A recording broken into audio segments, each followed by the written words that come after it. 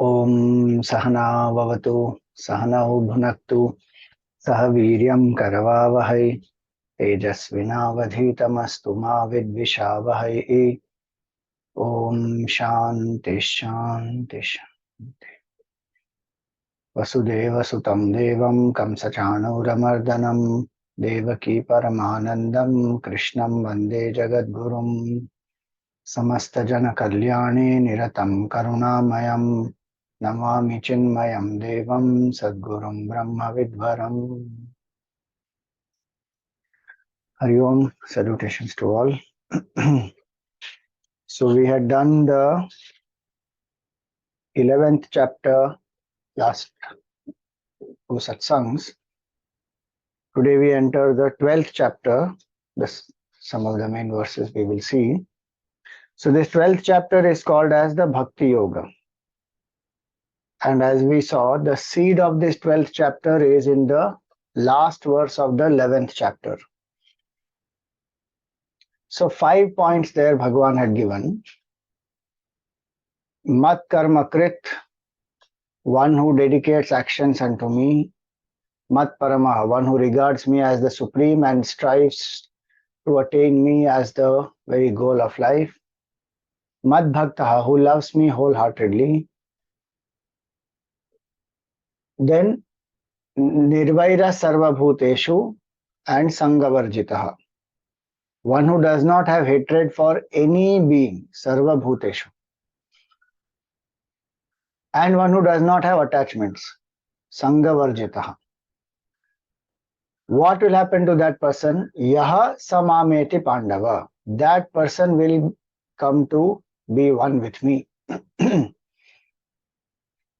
So this is a philosophy where one doesn't think of God as, just a form, but one sees God in all the beings. One doesn't think of God as some abstract entity, but one sees the whole creation as the appearance of the divine. And so bhakti, before even the chapter of Bhakti Yoga starts, the Lord has already said, even earlier chapters he has said, but here he makes it very clear, nirvairaha sarva bhuteshu. No enmity or hatred towards any being. So, how there will be no hatred or, the feeling of aversion towards any being? Only when we see oneness, only when we see there is an identification. And that oneness can be at the level of infinite consciousness or at the level of humanity or a living being, some different levels, whichever we can identify with, we should identify with oneness. The only solution to really, if world peace is required, I'm not sure whether people really want world peace, otherwise wars can stop. But people don't want, they want power, they want various things associated with that. So violence goes on. So the only way world peace can actually happen is when we see oneness and when we unite and we see the whole world as one family. So the seed of that is here. Nirvairaha sarva bhuteshu. No, not just human beings, all the living beings. So to live and let live, that accommodativeness is very important. Then that is called bhakti. Our bhakti should not land up in that kind of fanaticism where we destroy somebody else. What kind of bhakti is that, and what kind of Bhagwan is that? Understanding of Bhagwan is that, I should say. Yeah. What kind of understanding of Bhagwan it is, where one thinks that only Bhagwan is such and such and limited by such and such things, and anybody who doesn't believe in that deserves to be killed or even converted. True bhakti is in accepting all. It is in seeing oneness. It is in seeing that in the heart of every being is the divine. Naturally, love and compassion will arise. So he says very clearly, Nirvairaha sarva bhuteshu. And yaha samameti pandava. And no attachments. So 5 conditions he gives, and these 5 is what he will elaborate in different ways in this 12th chapter.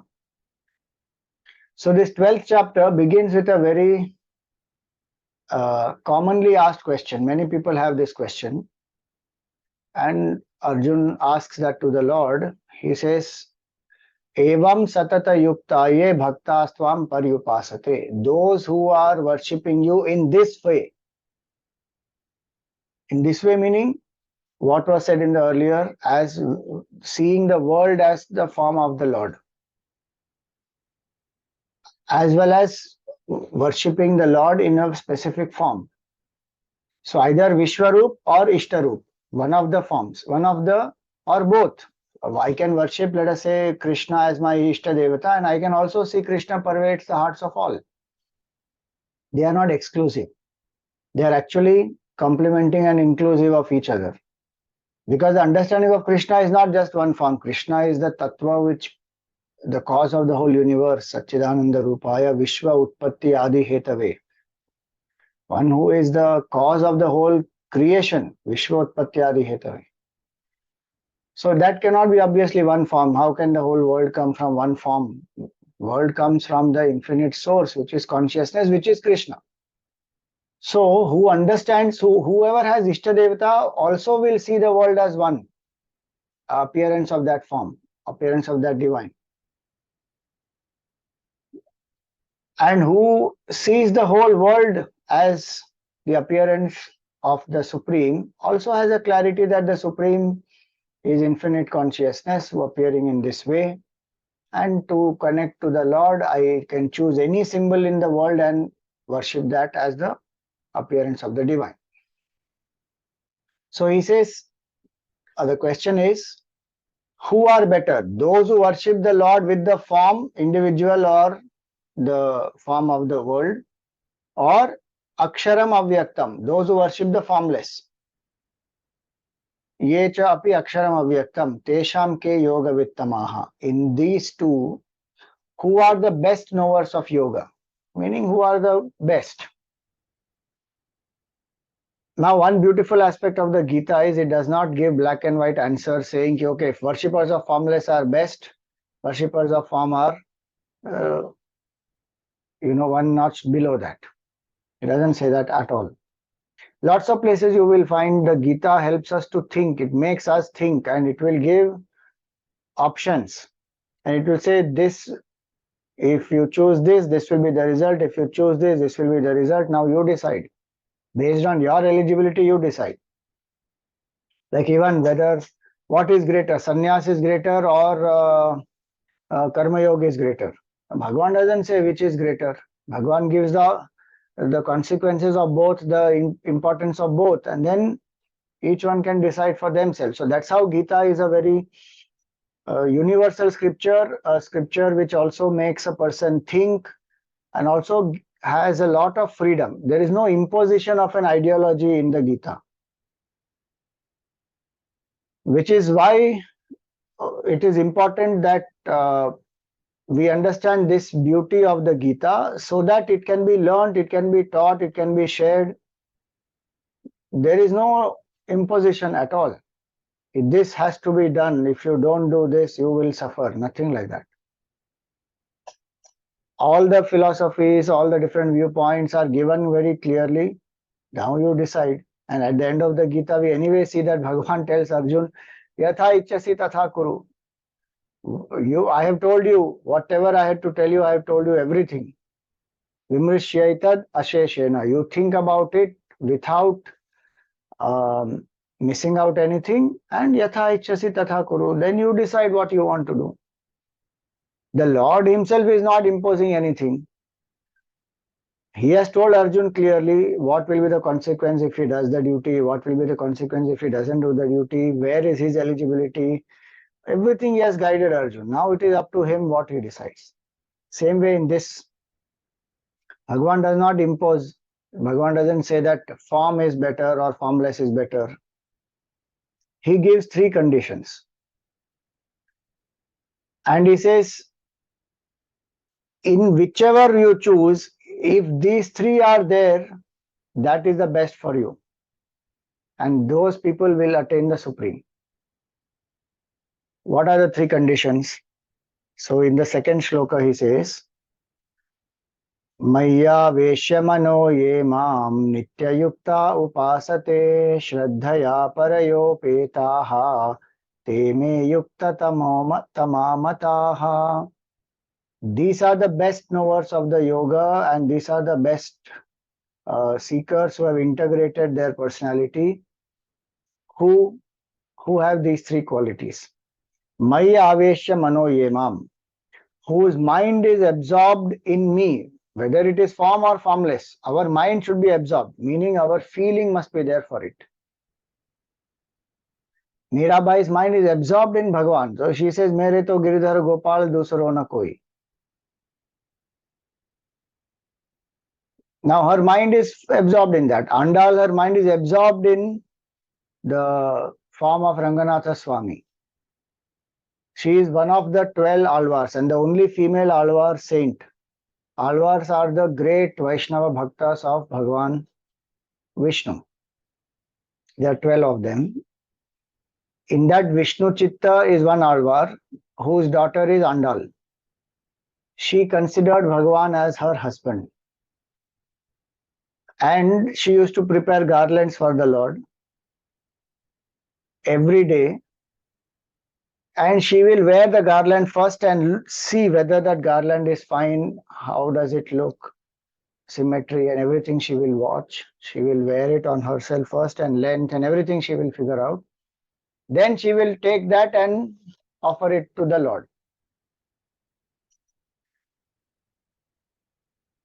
Vishnu Chitta is a great devotee of Bhagwan, and he used to serve Ranganatha Swami in Sri Rangam temple. The largest temple in Bharat is Sri Rangam temple.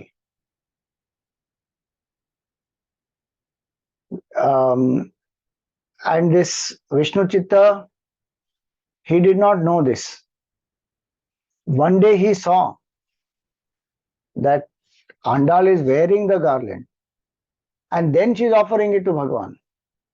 He got very upset and he told Andal, you should not do this. You should always offer the garland only which is not used.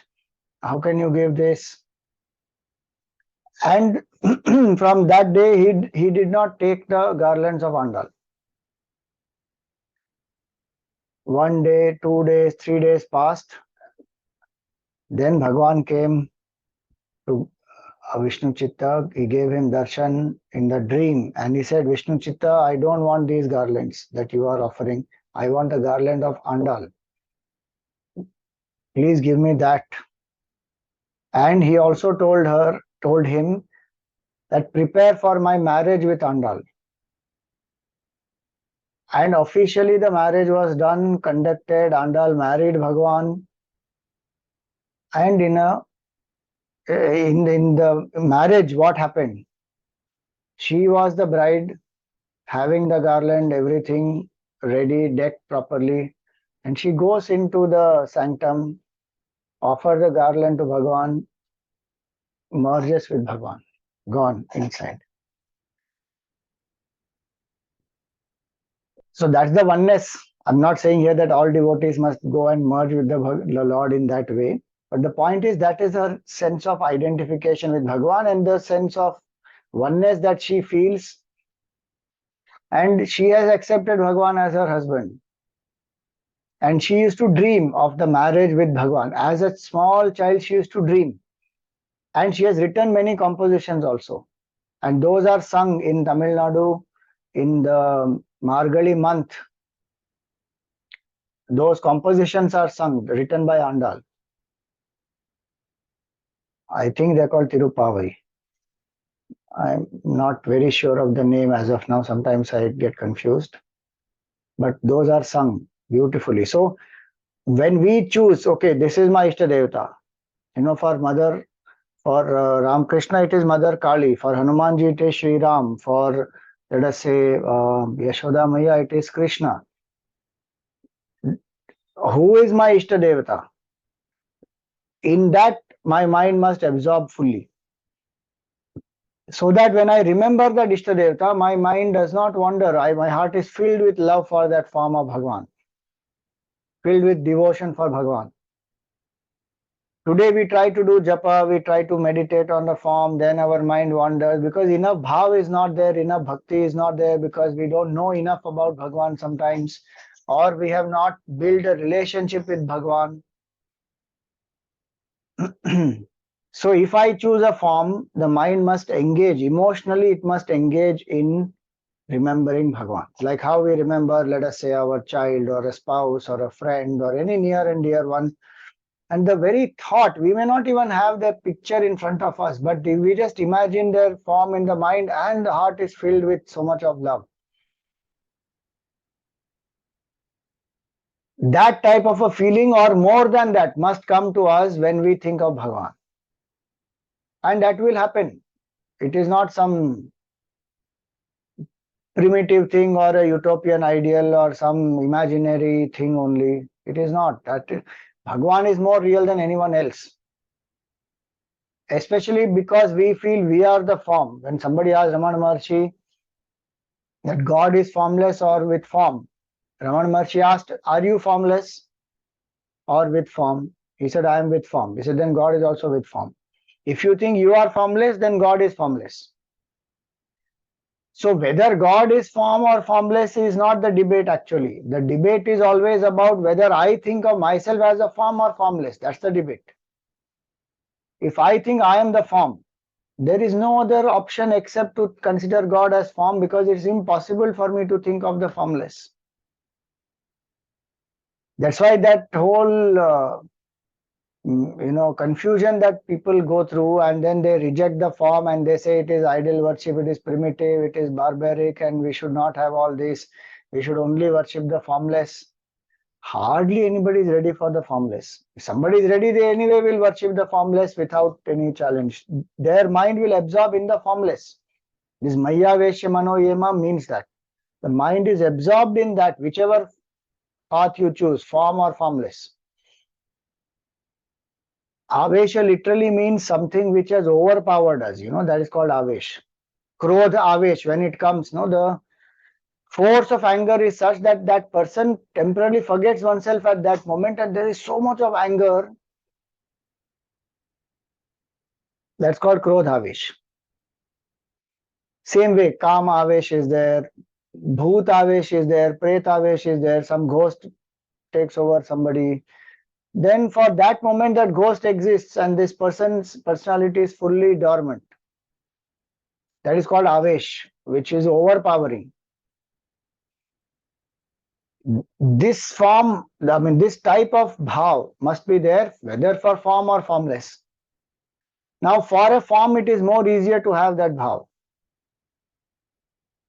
And spiritual progress will happen very fast the moment one has chosen one form. First of all, people don't choose a form. They don't worship the form. Then they say that, okay, I will worship hundreds of forms. Every form I will worship.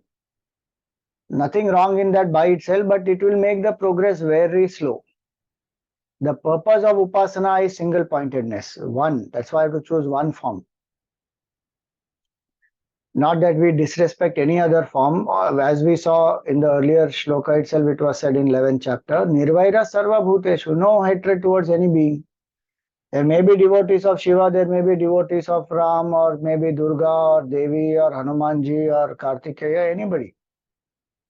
We respect all, and all forms are appearance of that same one truth. So there's no question of fanaticism, there's no question of intolerance and religious hatred, none of that. Though in history we may find people, Shaivites and Vaishnavites have fought with each other and many things have happened. That is a human weakness, that is a human conditioning and selfishness. And that for that we don't have to reject the form. For that we have to reject this limited, narrow mindset. Form doesn't have to be rejected. Unfortunately, it has been filled in our head. No form, no form, no form. And if you look at the whole world, anybody who has said there is no form, themselves as they have become the form. Buddha said no form. Look at the statues. Buddha statues are the biggest in the world.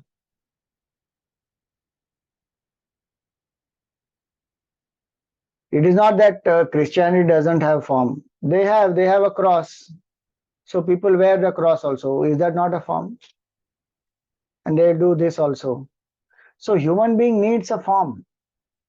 Or they will, so other people will turn in the direction of the Mecca, and then they will think of that, and then they will imagine the picture of that Mecca, and then they will imagine that is also form. The moment a picture has come. So any religion, if anyone has said there is no form, there will be some other support, but that's equal to having a form only. Just that one says, okay, human form is not there, but form doesn't mean only human form. Even Omkar, our own culture, we see Omkar technically doesn't have a form, but people have given a form to it because Sagun Nirakar it is. So whichever one chooses, the bhav must come in that form. How will bhav come in the formless? The intensity to seek. Now please understand, formless is not some other entity, just like form is not another entity. Form is the Lord of our heart appearing in a specific form, that's all. Same way, formless is not some entity which is abstract and I am separate from it. Formless means it includes me as an infinite consciousness appearing in this whole universe. By itself it is formless, though it appears in hundreds of forms. And that formless is me. So that the intensity to realize that oneness with that absolute truth, that is the feeling there. Shankaracharya says that in Vivek Chudamani. Swaswarupa anusandhanam bhaktiriti abhidhiyate. Swaswarupa, to inquire deeply into one's own true self. That single pointedness and intensity that I have to know the self, the deep desire for liberation is there, that I am not this body, mind, intellect, I am that infinite truth. I want to experience that here and now and abide in that. That intensity is called Maya Vesha Mano Yemam here. So bhakti is not doing some rite or ritual. That is an expression of bhakti. Bhakti is a feeling. Bhajanam bhakti. Bhav is there. Bhajanam is not singing bhajan. Bhajanam means to serve the Lord, to love the Lord with feeling. That is called bhakti. So the feeling of love towards the form or the formless, both representing the infinite, that is called bhakti. It may or may not express in the external ways through rituals. But the feeling is there, and with that feeling, one thinks about the Lord, one speaks about the Lord, one shares the glories of Bhagwan, whichever form or formless, both. And there are so many stories in our Puranas to show that the same Lord who has a form also appears as the formless. Shiva appears as an infinite column of light in front of Vishnu and Brahma. It's not that the form only, form is different, formless is different. No, the entity who is the absolute truth, that same absolute truth is formless and also appears as the form. Like all of us are also a combination of form and formless. As of now, identified with the body, we have a form. When we go to dream state, we identify with the, not with the gross body, with the subtle body, so our form becomes subtler. And in the deep sleep, we don't identify with any form. Then we are in a homogeneous state, that is formless. So there is nothing, that we have not experienced. It is, we have experienced it. And every day we experience it, just that we don't recognize that. So same way, formless truth only appears as the form. So there is no separation actually. But our mind has created. And then somewhere that conditioning is, worshippers of formless are great. And they are all delusory notions. One thinks that form worship requires bhakti. I am not a bhakti type. I am not a ritual type. I am meditation type. So I just meditate on what? Formless. Bhagwan is saying, Maya Vesha Mano Yemam. First condition he gives is that You must have intense longing and devotion. So how can bhakti not be there in the formless? So first condition he says Maya Avesha Manojama. Then he says Nitya Yukta Upasate. They are continuously striving to do the sadhana to unite with the Supreme through the form or through the formless. So through the formless, one says, I want to realize oneness with the consciousness. I want to know who am I truly. And with the form, the devotee says, I want darshan of Bhagwan's form. I want to talk to Bhagwan. I want to have the vision, the darshan of Bhagwan. Both will strive in their own ways, but continuously. So am I able to continuously strive using the formless path? Or few days I can do and then the mind is not ready for it, so the mind feels, oh, this is very difficult, I can't do, I don't think I want to continue this, then one drops. If I do what I am eligible for, I will be able to do that regularly, consistently, with feeling, not mechanically. So is my daily, so do I look forward to my, let us say, japa or puja or bhajan or whatever way I am worshipping the Supreme? Does my mind look forward to that? Or I have to drag myself, okay, chalo, today's puja has to be done, today's japa has to be done, and while doing that also, oh God, why this is not ending? Then that is not Nitya Yukta Upasati. When we love something, then we really want to do that, and our mind is absorbed in that, we look forward to that, and we lose the sense of time in that. So Bhagwan says two conditions. One is feeling fully dedicated to that particular form or formless. Second, consistently striving to unite with that form or formless, Nitya Yukta Upasate. And Shraddhaya Paraya Upetaha. Endowed with supreme faith, not ordinary faith.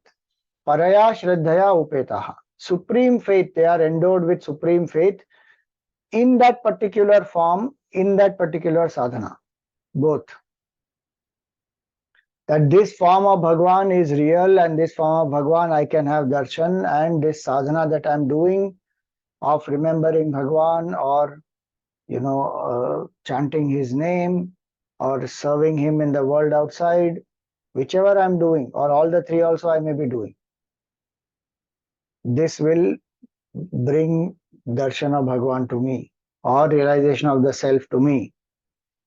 That faith one must have. No, Swamiji, I am such a weakling, or I am such a sinner, or I have done so many negativities. I don't think I can. When we look at ourselves, we may feel like that, I am weak, I am incapable, my mind is wandering, it is impure, it is not yet steady. But the Shraddha is in Bhagwan. Bhagwan is ocean of compassion. If I am just available, Bhagwan takes me. Makes me what eligibility I must have, makes me capable that way, and blesses with self-knowledge also. So we don't have to worry about our, the lack of preparation or qualification. We have to be sincerely available. If the first two we are doing with feeling, consistently remembering the Lord, whichever path I choose, form or formless, then the third condition is have faith in that form or in that formless, and in the sadhana that you are doing to connect to the form and the formless. That this sadhana will lead me to the divine. It is not, going waste. No sadhana will ever go waste. Not even one thought will ever go waste. Especially the spiritual thoughts, because they are the most powerful ones. Weakest thoughts are the negative thoughts, those thoughts which dissipate our energies, where impurities are there of anger, greed, jealousy, lust, passion, comparison, all that, intoxication, delusion. Those are all the weakest level of thoughts. Even people talk in the language of vibrations. The frequency of those thoughts is very, very low. Unfortunately, our mind gets more obsessed with those thoughts. Much more powerful are the positive thoughts of love, compassion, accommodativeness, forgiveness, service, selflessness, straightforwardness, humility, all these. They are much, much more powerful than the negative thoughts. And more powerful than these are the spiritual thoughts. Thoughts of connection with the divine, thoughts of how the world is a temporary world and there is a permanent truth behind it, or the thoughts of devotion, thoughts of surrender, thoughts of accepting life as it comes. These are the most powerful thoughts. The spiritual thoughts are the most powerful always in vibration, in frequency. So, a person who has the Shraddha that this will lead me, and if one does not have faith, then what should I do? I should read the lives of those seekers, saints, sages who have used the particular means to realize the divine.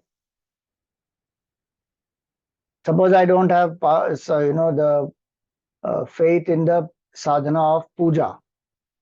Now look at the way Namdev does the puja or Ramakrishna Paramahamsa does the puja, and see how their bhav and how Bhagwan gave them darshan also, and how they evolved and what was the rapport they built because of that.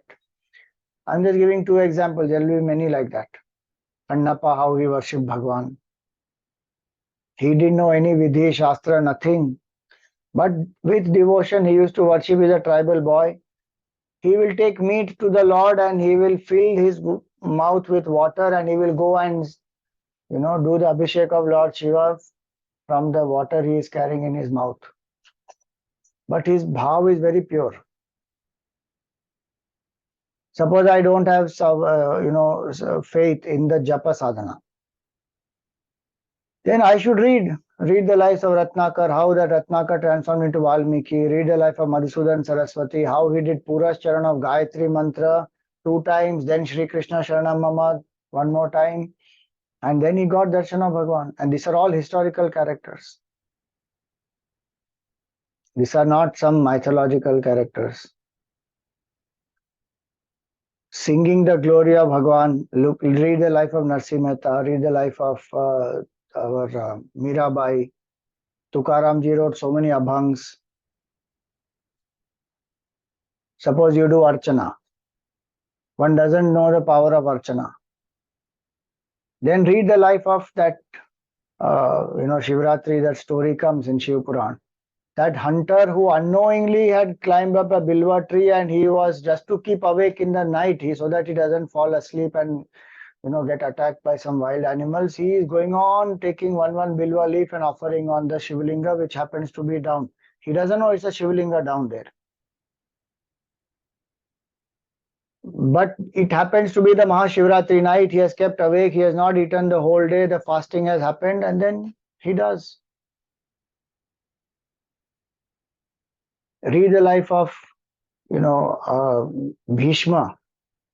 On the bed of arrows, he has given Vishnu Sahasranam. What must be his devotion to Bhagwan that the excruciating pain in his body, he is able to rise above it and he is chanting 1,000 names of Bhagwan Vishnu. Now that is the power of Bhagwan's name. That is the power of Archana. That is the power of Japa. That is the power of Puja. Any sadhana we do, even Karma Yoga sadhana. Janabai was doing Karma Yoga. She was doing Seva of Bhagwan. Many examples like that if you see.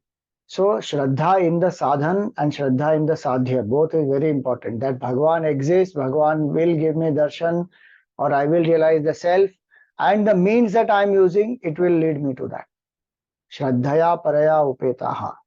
So 3 conditions Bhagwan gave. Emotionally, our mind must be absorbed in the Lord, whichever form or formless I choose.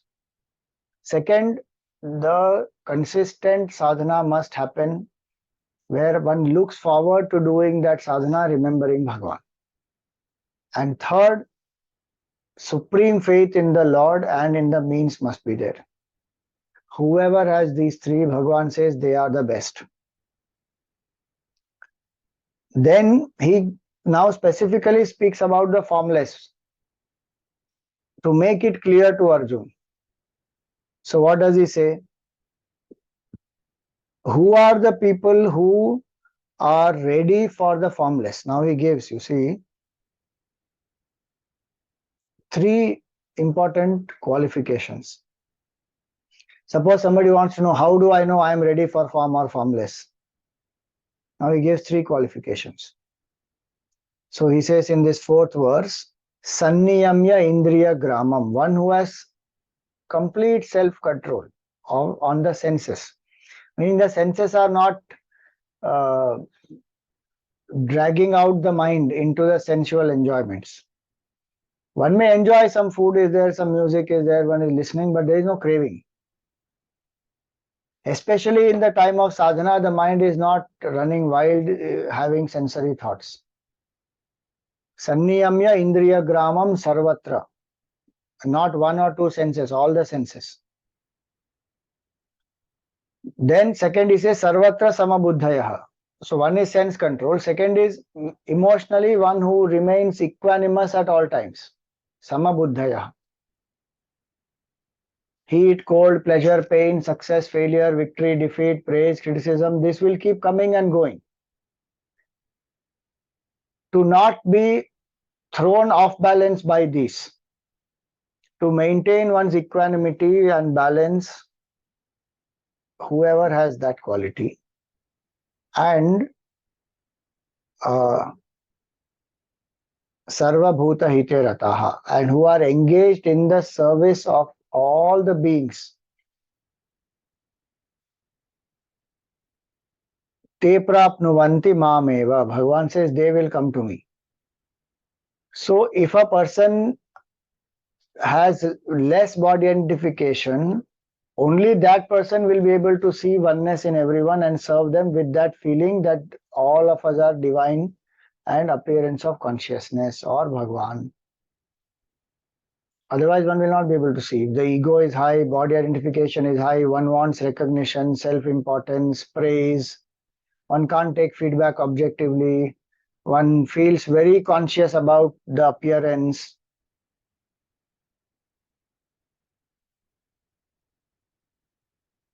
You know, in the C20 conference that just got over, one of the topics was ecology and environmental preservation. So in that, one of the speakers who had come was Ricky Cage, and he performed also, and he is a 3-time Grammy Award winner. So one thing very nice he said, very simple point it is, but what he said was, you know, a lot of people don't repeat one dress because they feel that, oh, I've already worn this, now how can I, especially those who are, you know, social media, very active in that, then they feel so conscious that I will not repeat a dress. Because I already posted my picture with this dress, now I can't wear this again and I can't post it and I can't. So he said, we talk about global warming and climate change and so many things like that. And one of the simplest ways to do is to minimize these things and reuse. When people say reuse, recycle, why can't the clothes be reused? One should. Because the carbon footprint for every cloth that I have is very high. Every new set of clothes that I keep buying, the carbon footprint for that, it goes on increasing because where all it has gone, traveled and produced and then come to me and all that. So many people are moving towards minimalism nowadays and they think it is a Japanese concept. And yes, Japan did bring about that as a concept in their culture also. Not that they didn't do that. They did, of course. But aparigraha is a quality in our country and so many people followed that earlier. To have minimum possessions and minimum clothes, minimum items. So the idea is that body identification, when one feels so identified with the body and the appearance and how I look and how I should be, and I should not repeat this and should not repeat that, then that person is not yet ready for the formless, because the form identification is very high here. How will one worship the formless?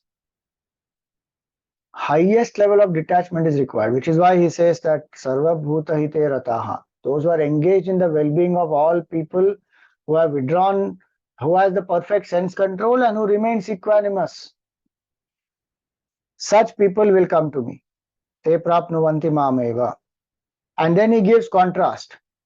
Those who don't have these three and they have body identification very high, Bhagwan says, Klesha adhikataras tesham in the next verse. Fifth verse he says, Klesha adhikataras tesham avyakta sakta chetasam. Those who are very attached to avyakta, unmanifest, formless, and they just don't want to even have an open mind to consider a form, but they have high body identification. Dehavadbhiravapyate. So he says, Dehavadbhiravapyate, the body identification of theirs is so high. So Bhagwan says, Avyakta hi gatir dukkham. Their gati will be dukkha only. Why? Because they are not ready for the formless, so the mind will not abide in it, it will start wandering, and they are not using the form for which they are eligible. So neither here nor there. Then they will feel frustrated, then they will say, my mind is wandering, I can't do meditation. And they refuse to take a form, they refuse to take a mantra. Bhagwan says their gati is dukkha only. So very important it is for us to quickly identify, okay, form or formless. Based on this, okay, if I'm ready for form, then that. If I'm not ready for form, sorry, if I'm ready for formless, then that. If I'm not ready for formless, choose a form. And which form of the many forms? Choose one form. Choose one name. Build one relationship. We don't have time. We think that we'll do at some point in life. Other things are important. Everything else can wait. This should not wait and cannot wait. Everything will come after this only. If my bond with Bhagwan is strengthened, because the only one who comes with me life after life is Bhagwan. Nobody else can come. No other thing will come with me. And even now, who is there with me is only Bhagwan. We may think I have a family, I have friends, I have relatives, I have so many people with me. They may be there, no doubt, but I am still an individual entity. My journey is mine alone. Each one is walking their own path.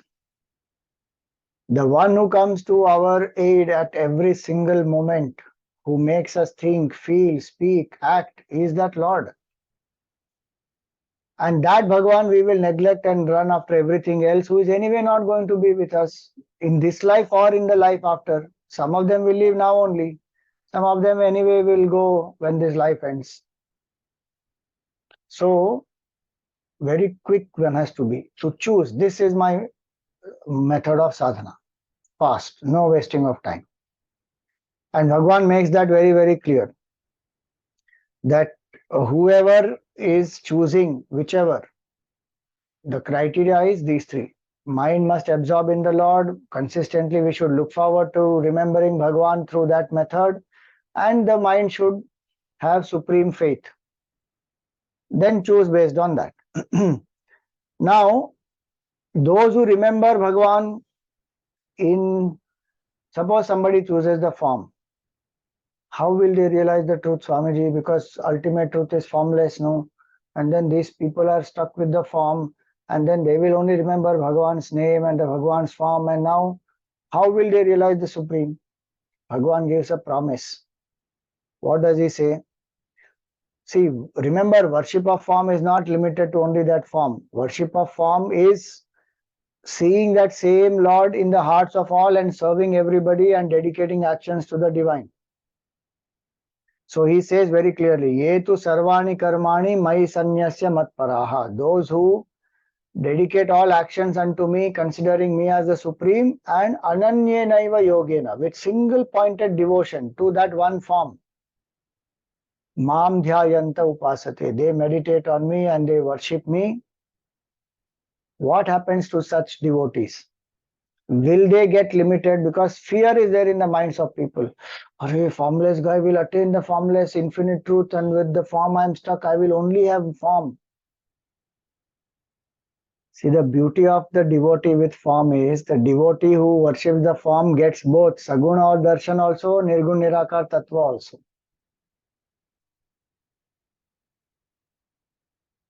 How will he get Nirgun Nirakar Tattva? Bhagwan says this, Tesham aham samuddharta mrityu samsara sagarat. He says, I will lift them from this ocean of finitude. Bhavami nachirat partha. Instantly I will do this. Maya veshita chetasam. Whose mind is absorbed in me, very quickly, instantly, I will lift them out of this ocean of samsara and give them that supreme bliss, which is Sachidananda Swarup Atma. And there is no doubt that they will also attain that same state. So we don't have to worry. Or I will get left behind and form worship, I'm just worshipping form, that person realize something else only. No need of all such confusing thoughts because they are all worthless. A devotee who surrenders to Bhagwan says, Bhagwan, jahi vidhi rakhe Ram, tahi vidhi rahiye. मुख में हो राम नाम, राम सेवा हाथ में, तू अकेला नहीं प्यारे, राम तेरे साथ में. One should remember all that and just serve. And remember Bhagwan, do the seva, do the karma yoga, do the upasana, and Bhagwan will give. The devotee lives in that state ki bhai, Bhagwan, if you want to give mukti, you give mukti. If you don't want to give mukti, doesn't matter. As long as I remember you, beyond that I want nothing. That alone the devotee seeks, saying, Bhagwan, your Maya is very powerful. You ensure that I don't forget you. Bas, Baki, you do whatever you want. You want to give mukti, you give. You don't want to give mukti, don't give. I will be born again, no problem. Because the issue is not at all birth and death. What is the main issue? Issue is forgetfulness. That's why you see in the Geeta again and again it keeps coming continuously. So here also it comes. Mam dhyayanta upasate, one who remembers me and this. Earlier also it says Maya vesha mano yamam nitya yukta. Nitya is again and again. So the issue is only forgetfulness. We forget Bhagavan, we forget our true self. Then we think I am the body, I am Mr. So and so, and then bondage starts. If we are born again, remembering Bhagavan, there is no bondage, there is no problem.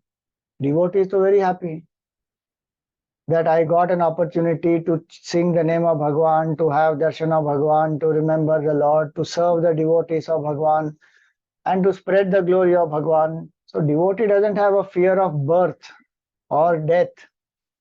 Devotee only says, Bhagwan, you please remember, you please ensure that I remember you. Bas, that is all the devotee wants. Rest Bhagwan will take care. So that's why he gives the promise. He says that Aham Samuddharta, I will lift them from the ocean of change. Mrityu here is not death, meaning physical death. Mrityu Samsara Sagarat, meaning Mrityu means change. Samsara means that which continuously changes. So change means death of the previous condition, birth of a new condition. That is called change. So from this realm of the changing world, where everything is changing, Bhagwan says, I will lift them. To what? The changeless, which is formless. So you look at so many devotees to whom Bhagwan gave darshan. And that Supreme Lord only led them to the formless also. The famous example is of Namdev. Namdev used to feed Bhagwan, he used to play with Bhagwan, he used to talk to Bhagwan. And then Bhagwan thought that now he has to be taken to the level of the formless. So one day when all these great saints have gathered, in Gora Kumbhar's house, Gora Kumbhar is the potter. So Namdev is there, Janabai is there, Gnaneshwar Maharaj is there, Tukaramji, different saints are all gathered. So one of them, they say that you are a potter and all our heads are like the pot. You tap each of them and tell us which pot is baked and which is unbaked. Because they asked him that how do you find out which is a baked pot and unbaked pot? Meaning which pot is ready and which is not. He says, I tap and see. So when I tap and see, then I will know from the sound. So they said, you tap our heads and also tell us. So he's tapping and each one bends their head and tapping is happening. When it came to Namdev's turn, he doesn't want to bend the head because he feels that, Arey, who is he to even test me? I talk to Vitthal and I play with him and I see him and he's my friend. And Gora Kumbhar is trying to test me as though I'm baked or not baked. That's such an insult to me. So he doesn't bend. He gets up. Gora Kumbhar says, this is an unbaked pot. And in anger he goes, he goes to Vitthal Bhagwan. He says, Vitthal, what is this? How can you call me unbaked? So Vitthal Bhagwan says, you really want to know the answer? He says, yes, I want. He says, you go to that particular temple there. One old dilapidated temple it is. Nobody is even worshipping anyone there. So Namdev says, I have to go there. He says, yes, go there. When he goes there, what does he find? It's an old temple. All, the pillars and many things are broken there. And there's one Shivlinga there. And one old man is sleeping on the ground with the feet on the Shivling. Now Namdev lost it. He said, what is this happening there? Gora Kumbhar says, I am unbaked pot and here Vitthal is sending me to this temple and here is an old man, he is putting his leg on the Shivling and he is sleeping. So he goes there and he says, old man, do you know what are you doing? You have put your leg on the Shivling. It's such an insult to the Lord. Can you please remove your feet? So he says, I am very old, I am very weak. Can you please help me? Can you please lift my leg and put it down? So Namdev says, okay, and he tries to help him. And he takes his foot away from the Shivling and tries to place it down. There one more Shivling comes. Again he takes some other place, another Shivling comes. The whole place got surrounded by Shivlings. Then it struck him that what is the message? That great Mahatma was Visobha Khechar. He told him that Namdev, Vitthal wants you to recognize that he is not just one form. He is everywhere. He is the all-pervading consciousness. Where is it not? So wherever you try to take my foot, Shivlinga is there. Because Shiva alone pervades the whole universe. Same way Vitthal alone pervades the whole universe. And he realized, Namdev realized. So the point is, Bhagwan only led him to that state. When Ramakrishna was ready, Totapuri Maharaj came to him. Ramakrishna didn't even have to go searching. And Totapuri Maharaj guided him from the form to the formless. And in 3 days' time, Ramakrishna did what Totapuri Maharaj took lifetime to achieve. He was stunned that how can a person do this in 3 days? So the devotee doesn't have to worry at all. Bhagwan will ensure, and Bhagwan's promise he keeps. We have to keep our promise, our sadhana we have to do. So here beautiful shloka, Tesham aham samuddharta mrityu samsara sagarat bhavami nachirat partha. And Bhagwan is more impatient than us. He says, quickly I will do it. Nachirat partha, no delay. What? Maya veshita chetasam. One whose mind is absorbed in me, that person will realize the formless very quickly. So for today, I will stop here. The next